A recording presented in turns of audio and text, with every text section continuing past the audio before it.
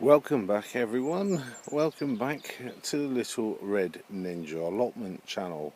I hope everyone is well and keeping safe, and in today's video will be a little mixture of a few things today, and one of them, which is one thing I have to catch up with, is, if I have a look, my making my homemade manure feed.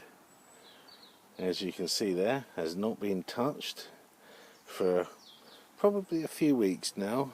I actually totally forgot about it, to be honest, but let's have a look, and I know it will be quite watery but still thick, but that starts the process. So let's crack on, let's take the cover off and see how much juice is in the bucket, and then show you the next stage of how I get my liquid horse muck. So let's crack on. Here we go. As you can see, that water that I poured in one of the previous videos is now a very dark colour. Not as dark as I want it to be, so what I need to do is take this out. As you can see, that's very liquid, and that needs to be drained off. So what I need is a funnel, a pop bottle, and just to drain off all that liquid in the bucket and get rid of that.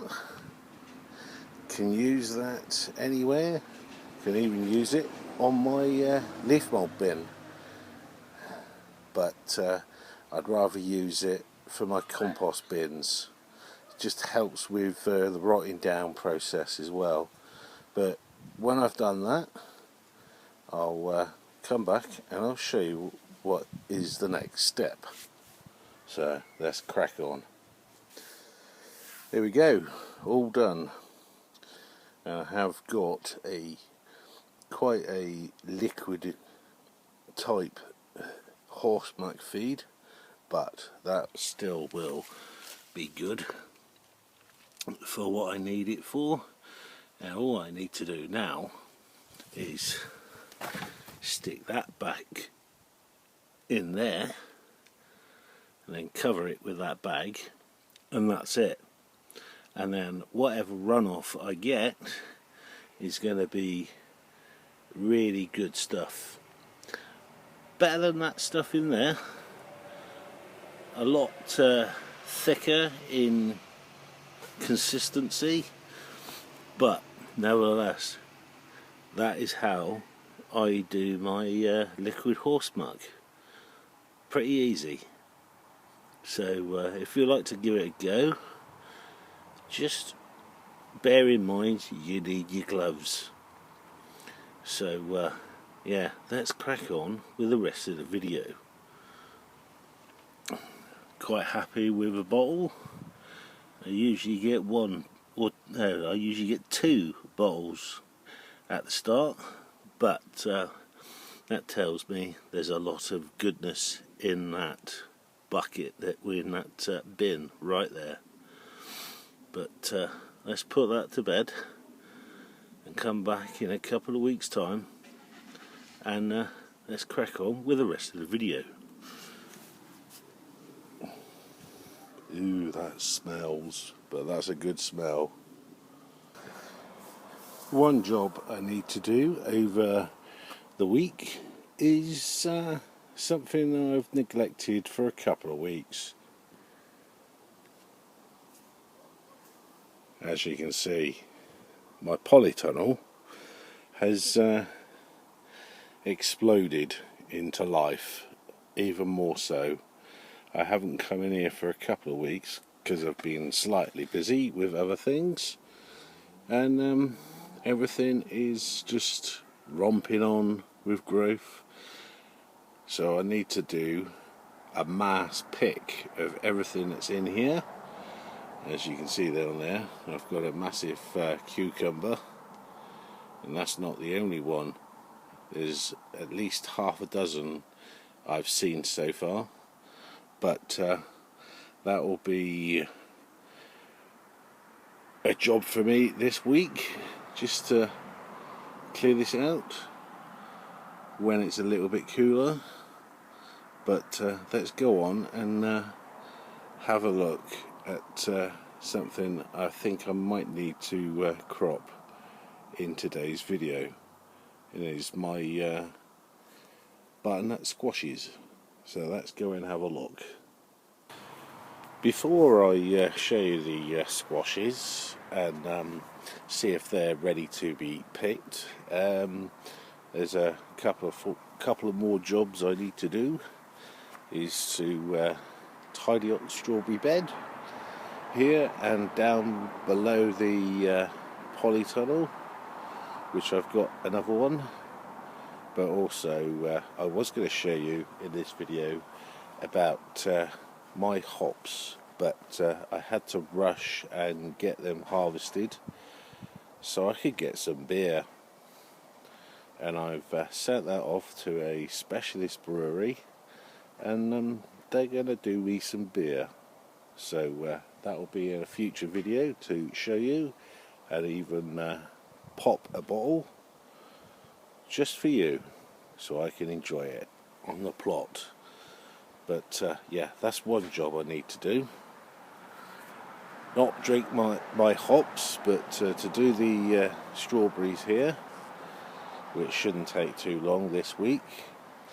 But let's crack on with showing you my squashes.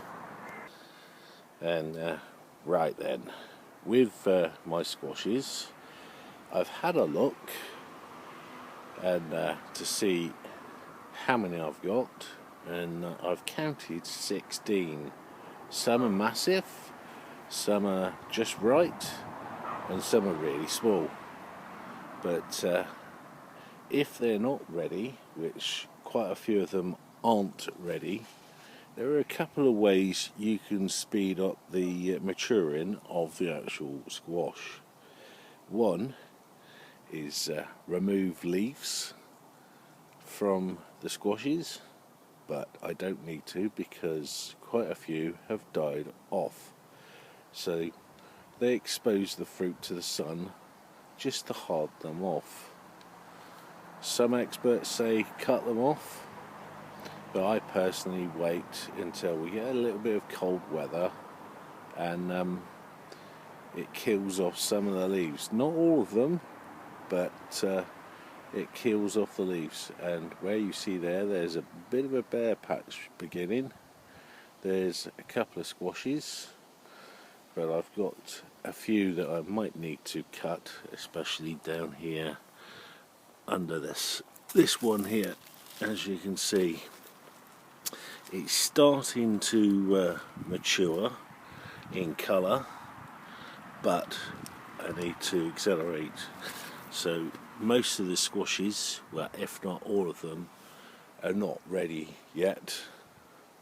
So I've got to remove a few leaves, which I shall do to expose them to the sun. That's if we get any sun, because we seem to be getting a lot of rain at the moment. But that's another job for me this week. So yeah, let's have a look at another area. Do smash that subscribe button and the like button.